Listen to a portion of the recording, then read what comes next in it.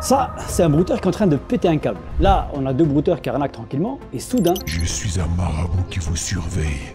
Est-ce que tu m'entends? Et toi qui es sur le canapé? Lui, il a fait quelques dingueries. Je l'ai retrouvé, je vais l'afficher. Et aujourd'hui, une enquête a été diligentée sur lui. Et je pense qu'il va prendre tarif. Voilà le programme de cette vidéo. Bienvenue dans l'épisode 9 d'un brouteur presque parfait.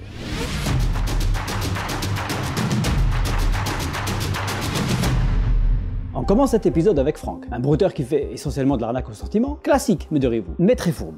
C'est une arnaque qui marche et qui rapporte, et il faisait aussi de temps en temps l'arnaque aux petites annonces. Franck m'a été signalé par un abonné sur le site que j'ai créé avec l'ANA, monbrouteur.com. Comme d'habitude, pour rentrer en contact avec lui et lui faire tomber, je me fais passer pour une victime et un client intéressé. Après quelques jours d'échange, Franck est persuadé que je suis une vraie proie et une personne très crédule. Là, c'est là où je passe à l'action. Et je lui envoie ce qu'il me demande, à savoir un bon vieux coupon PCS. Là, Franck ne le sait pas encore, mais il vient littéralement de m'ouvrir la porte de chez lui. Je voyais tout ce qu'il faisait, les victimes avec qui il parlait, les faux profils qu'il a créés, toutes les adresses mail utilisées, tout. Je voyais tout. Comme vous pouvez le voir, la webcam de Franck, elle n'est pas si ouf que ça. Mais on va faire en sorte de le voir en HD un peu tout à l'heure. La petite particularité de ce brouteur, ça se voyait qu'il débutait dans le bara. Comme on peut le voir ici, il se fait suivre par un mentor, un brouteur un peu plus expérimenté. Ici, on va lui dire de demander le numéro de téléphone de la victime, et aussitôt Franck s'exécute et demande le numéro à sa victime, avant de retourner voir son mentor et lui faire un rapport détaillé. Il dit qu'il est belge, donc il n'a pas de numéro français, donc il faut faire avec un numéro belge. Et là, son chef, son formateur, son mentor, lui annonce la douloureuse. Ah, il est belge, bah on peut rien faire. Ils doivent certainement avoir que des numéros on-off français, donc il cible que des Français du coup. Bon les amis, face à tout ce cirque, je pouvais pas laisser malmener la victime et se mettre comme ça à deux sur elle. Alors, je décide d'agir à ma façon. Pour lui casser son cou avec ses clients / victimes, je vais tout simplement jouer avec ses sentiments et le rendre complètement fou. Ici, il parle avec une victime qui lui a laissé un numéro de téléphone fixe, mais le brouteur il aime pas ça. Il préfère un numéro de téléphone mobile pour envoyer ses SMS d'arnaque. Alors il va essayer de lui demander ça, et au moment où il écrit, j'envoie le message à moitié écrit à sa place. À peine il commence à écrire, hop, j'envoie. Il retente encore une fois, et j'envoie encore. Au préalable, j'avais activé le son de son microphone, donc j'entendais tout ce qui se passait. On entend ici qu'il commence à stresser et exploser limite son clavier. Il essaye de se reprendre et supprimer les messages envoyés par erreur. Il supprime un message, 2 messages, 3 messages. Il pense s'en sortir vraiment comme ça et supprimer les messages aussi facilement. En même temps, il en avait que 3 à supprimer. Alors je vais corser un peu le truc. Allez, tiens frérot, va supprimer tout ça. Là, c'est la panique totale. Il commence à parler dans un jargon que je comprends à moitié. Et surtout, à exploser encore une fois son clavier. Pour contourner le truc, il change de page et il essaie d'écrire son message sur le Google Traduction. Pour ensuite le copier-coller à la victime. Et non, mauvais bailli. Je suis encore là. Je lui laisse écrire son message d'excuse tranquillement, mais arrivé à la fin, je clique sur la petite croix pour tout lui supprimer. On l'entend paniquer, il persévère et réitère encore une fois. Mais cette fois-ci, à peine il commence à écrire, j'efface tout. Et là, c'en est trop pour notre groupe. Alors il pète un câble.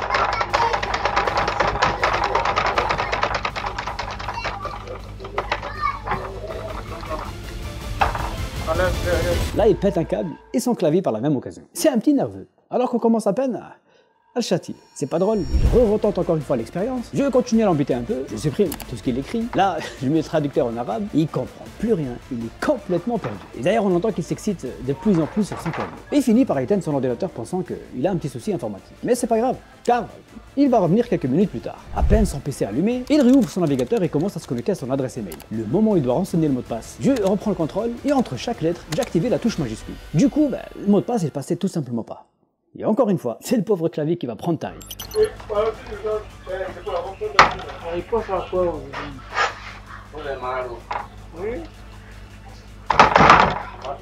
On l'entend dire qu'il a un problème de mot de passe, il essaye de le retaper, il est vraiment à bout. Et pour couronner le tout, je lui mets son navigateur en chinois. C'en est trop pour lui, il craque littéralement. C'est gros, mais c'est la personne qui est trop. On entend aussi qu'il n'est pas seul, il raconte à ses collègues ce qui se passe, et ces derniers lui préconisent d'éteindre l'ordinateur. Mais ne vous inquiétez pas, il va revenir quelques minutes plus tard. Alors en attendant, on va prendre quelques minutes pour vous montrer comment vous protéger, et ne pas être dans la même position que Franck. Et ça grâce à cet outil, Bitdefender Total Security. Ça tombe bien, c'est eux qui sponsorisent cette vidéo. Bitdefender, pour ceux qui ne connaissent pas, c'est l'un des meilleurs antivirus. Ils mettent au chômage des arnaqueurs depuis 2001, donc un peu plus de 22 ans. Et avec leur suite complète Bitdefender Total Security, vous avez une protection complète anti-arnaque. Tout est dans le titre. Total Security. C'est la totale. Une technologie anti-phishing des plus avancées qui bloquera pour vous les sites suspects et beaucoup plus encore. 90% des internautes ont été la cible d'une tentative d'arnaque en ligne. Et parmi ces escroqueries, on retrouve les brouteurs, l'arnaque à l'héritage, l'escroquerie au remboursement de dettes, l'arnaque à l'emploi, l'arnaque par usurpation ou encore l'arnaque au sentiment, comme on va le voir aujourd'hui. Comme beaucoup, moi-même jusqu'à il y a quelques temps, j'avais pas d'antivirus. Je me sentais à l'abri ni invincible. Mais avec toutes les nouvelles méthodes de plus en plus perfectionnées mises en place par les scammers, je peux vous dire que je suis bien content d'avoir une solution comme Bitdefender pour me protéger davantage. Et ce, sur tous mes appareils. Car avec Bitdefender Total Security, vous pouvez protéger jusqu'à 5 appareils et avec un seul abonnement. Et si vous passez avec le lien qui se trouve dans la description, vous profitez d'une offre de 29% de votre abonnement annuel, ce qui vous revient 59,98 €. Encore une fois, pendant un an. En plus de ça, vous avez la garantie 30 jours satisfaits ou remboursés, donc si vous changez d'avis, vous pouvez demander un remboursement complet. Voilà. Comme d'habitude, vous trouverez tous les détails dans la description. Nous, on va pouvoir continuer la vidéo et aller voir notre brouteur Franck et continuer la ronde fou. C'est parti. Après avoir joué avec les sentiments de notre brouteur et surtout lui casser son cou avec ses clients, il commence à perdre toute crédibilité quand je leur envoie n'importe quoi. Comme on peut le voir ici, la réponse de l'une de ses victimes. Arrêtez de prendre les gens pour des cons. Je suis de la police et je sais d'où vous envoyez vos arnaques. Vous êtes cuits. Une pierre deux coups. Il perd toute sa crédibilité avec ses victimes, donc je les alerte indirectement, et le brouteur devient complètement fou, il perd tous ses moyens. Là, il discute avec d'autres victimes en même temps avec un faux profil. Comme on peut le voir ici, il est sur le point de passer à la phase de paiement, où il va demander un coupon PCS. Sans aucune raison, mais vraiment aucune. J'écris ça à sa place à sa victime. T'es moche. Il repanique, il supprime aussitôt le message, mais trop tard. La victime, elle a déjà vu le message, et voici ce qu'elle lui répond. Je suis moche, ok. Alors, pourquoi tu m'as envoyé une demande? Pour de l'argent, comme tous les autres, c'est ça? Waouh. Aïe. Il vient de perdre une proie et quelques jours de taf. Alors il va tout de suite essayer de se rattraper. Tu es vraiment un homme merveilleux et exceptionnel. Je pense que toi seul me rendra heureuse. Heureux, il te rendra heureux. Bref, voici la réponse de la victime. Laisse tomber, je suis moche, comme tu le dis. Et là les amis, je fais un truc, en même temps, c'était trop tentant. Non, je rigole, t'es moche. De ce fait, un combat de souris, un bras de fer, débute entre le brouteur et moi. Il essaye de supprimer le message, et il clique partout, mais je fais tout pour l'en empêcher, histoire que la victime voit le message. Et c'est réussi. C'est ça, je suis moche. Allez, bon courage. Et là, j'écris, oui, dégage, avec une faute bien grossière, pour le finir complètement. On le voit à travers sa cam toute floue qui commence à paniquer, il bouge un peu partout et... Ce furent les derniers échanges avec Franck. Et il n'est plus revenu dans ce cybercafé. Franck, la prochaine fois quand tu vas arnaquer depuis un cybercafé, tu éviteras de laisser ta pièce d'identité traîner entre deux CNI dérobés des victimes. C'est pas très professionnel tout ça. Bref, d'autres brouteurs ont repris le relais juste derrière Franck, mais eux, on les reverra plus en détail dans une vidéo dédiée. Alors n'hésitez pas à vous abonner pour ne pas rater tout ça. Allons voir le prochain brouteur.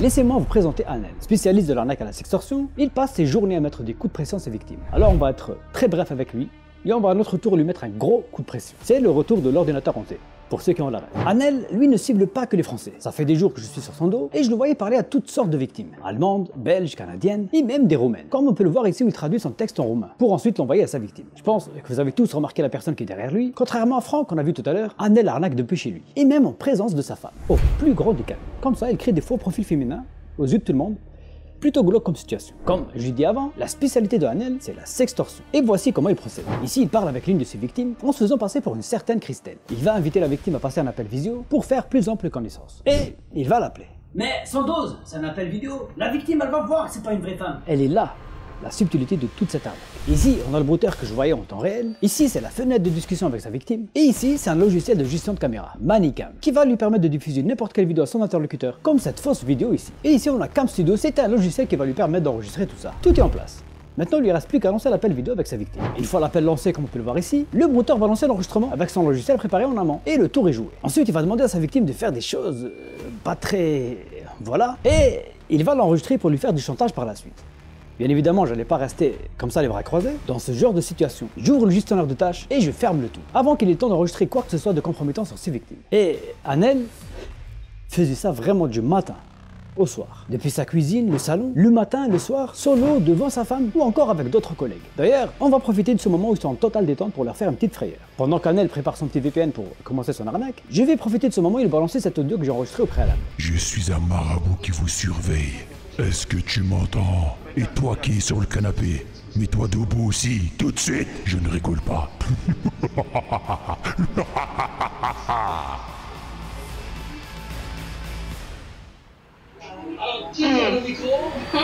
Ça va, les marabouts de l'autre. Oui, il est que marabout, il est là parler même.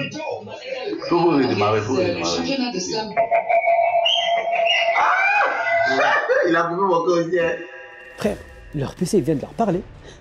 mais il rigole comme si je venais de la raconter ma meilleure blague. Il commence à aller un peu partout pour supprimer des fichiers, l'historique de navigation, changer les mots de passe, etc. avant de se déconnecter et d'éteindre l'ordinateur. Mais c'est un peu trop tard, Anel. Tout ce que tu as vu sur ton PC. Plus rien. Tous les enregistrements sur les victimes, etc. Film, prochain brouteur.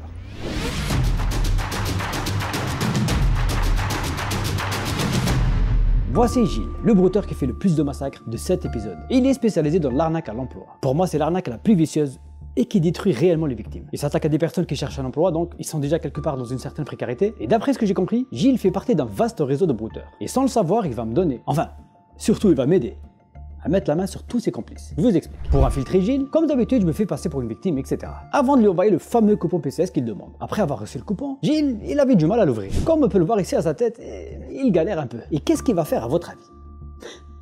Ce gaulement, il va l'envoyer à tous ses complices pour voir si eux arrivent à l'ouvrir. Ouvre-moi ça et télécharge-moi le coupon s'il te plaît. 3 de ses complices ont tenté d'ouvrir le coupon et grâce à Gilles, j'ai pu donc mettre la main également sur eux. Sauf un. Le plus intelligent de la bande. L'un de ses complices, Romaric, percute qu'il n'a pas à faire un vrai coupon. Il lui dit ça. Attends, c'est quoi ce que tu m'as envoyé? Recharge en ligne, t'inquiète, y a rien. Il est trop con. T'as reçu un mail qui te dit « Voici le coupon que tu avais demandé ». Gilles, il répond Oui, merde. Comment tu peux m'envoyer un truc pareil? T'es un technicien. Ce truc, c'est pour le hackage. Je me suis exposé, Fata. C'est le truc de Sandoz. Tu n'as pas commandé de coupon à quelqu'un et toi tu cours pour cliquer. Et le comble, tu m'envoies que c'est urgent. Tu nous mets tous les deux dans la merde. Et il dit vrai. Maintenant, les problèmes de Gilles, c'est également les problèmes de Romaric. Mais on verra ça un peu plus tard. J'ai réussi à avoir accès à quelques adresses mail de Gilles et qu'il partageait d'ailleurs avec ses autres complices. Et ce que je découvre, c'est tout simplement hallucinant. Étant donné qu'il se faisait passer pour un employeur, il recevait des centaines et des centaines de réponses de demandeurs d'emploi qui ont malheureusement mordu un hameçon. Des pièces d'identité, des CV, des justificatifs de domicile, tout ce dont il a besoin pour cloner ou encore créer des faux comptes bancaires au nom de ses victimes. Face à tout ça, je devais réagir. Je sélectionne une liste de victimes qui sont sur le point d'encaisser le chèque qu'il recevait de la part de Gilles ou encore ses complices et je les appelle pour les mettre en garde. Et en fait, il y a mis une annonce sur Indeed, bagagiste voiturier. Je clique, je fais des trucs normaux, tu vois. Après, le soir même, je crois, je reçois un mail. Voilà, dans le mail, en fait, ça me dit oui, je suis actuellement en déplacement, nanana. Je veux pas mentir comme un con, comme un noob. J'ai cru que c'était vrai, je me suis dit c'est un hôtel. Tu vois, le mec était dans un autre hôtel, je vois ma carte d'identité. J'envoie ma carte d'identité. Le lendemain, je reçois un autre mail. Et là, le mail qui est envoyé, c'est louche. Et écrit ouais, je vais vous envoyer 1500 €. Faudra vous acheter une chemise, un pantalon, des chaussures. Et quand j'ai vu ça, je veux pas mentir, j'ai quand même répondu au mail, mais j'ai été voir sur internet et je vois que c'est une carotte. Je me suis dit, ce bâtard, il y a ma carte d'identité, il y a mon adresse. Voilà, tu vois, et le pire, c'est que là, il s'en prend à des gens. On va pas se mentir, c'est pas des gens aisés. C'est des gens qu'eux-mêmes ils sont en galère, ils veulent travailler, trouver un travail. Il n'a pas encaissé le chèque, c'est plutôt une bonne nouvelle, mais malheureusement c'est pas le cas de toutes les victimes. Donc du coup c'était un numéro français avec qui j'ai changé. Ben, je tenais à vous informer, je sais pas si vous voulez faire un dépôt de plainte ou une main courante, je peux vous donner les éléments sur ce monsieur-là, au moins vous allez pas porter plainte contre X, je sais pas si vous l'avez déjà fait ou pas. Bah on va pas me rembourser parce que j'avais appelé ma banque, on dit que vu que c'est moi j'ai fait le dépôt de chèque, du coup ils peuvent pas me rembourser parce qu'en soi après avoir perdu de l'argent, je veux plus échanger avec personne du coup. J'ai passé ma journée à contacter toutes les victimes qui étaient en contact avec Gilles ou encore ses complices. Je ne peux malheureusement pas vous montrer tous les enregistrements, sinon la vidéo va durer 70 heures. Pendant que je parle avec les victimes, Gilles, lui, continue à envoyer ses emails d'arnaque. Alors, pour arrêter l'hémorragie, je change tous ses mots de passe et surtout, je supprime tout ce qu'il avait comme document sur ses victimes. Et pendant ma fouille, je tombe même sur son propre CV. Comme on peut le voir ici, on apprend qu'il est marié, qu'il a des enfants et que c'est un technicien. Comme disait Romaric, son complice tout à l'heure. Mais il n'y avait pas que son CV. Il y avait plein d'autres informations comme sa pièce d'identité, numéro de téléphone, etc. J'ai constitué tout un dossier, et comme il est au Bénin, plus précisément à Cotonou, l'OCRC et la cybercriminalité locale, on peut dire qu'ils sont déjà sur le coup. Tu risques d'avoir une petite visite prochainement. Vous vous rappelez de ses complices tout à l'heure à qui il avait envoyé ses coupons PCS? Je voulais vous les mettre aussi dans cette vidéo, mais ça mérite un épisode complet. Rien que ça, j'ai jamais vu un réseau aussi bien organisé. Ils avaient le trésorier, celui qui crée le compte bancaire, celui qui encaisse, et j'ai même découvert quelques complices ici en France, ceux qui envoient les chèques. Et je suis allé jusqu'à chez eux. Mais ça, on le verra dans une future vidéo. Donc, l'histoire de Gilles ne va pas s'arrêter ici. Alors je compte sur vous pour vous abonner, histoire de ne pas louper tout ça. Voilà. C'est la fin de cet épisode d'un brouteur presque parfait. J'espère qu'il vous aura plu. Merci à Bitdefender de l'avoir sponsorisé. Vous trouverez comme d'habitude toutes les informations dans la description. Merci aussi à Weberge qui nous mettent à disposition des serveurs un peu partout dans le monde et qui nous permettent de surveiller les brouteurs 24 h sur 24. Donc un gros big up à eux. Bon, nous on se retrouve très bientôt pour une nouvelle vidéo. En attendant, restez sur vos gardes. C'était Sandoz. Ciao.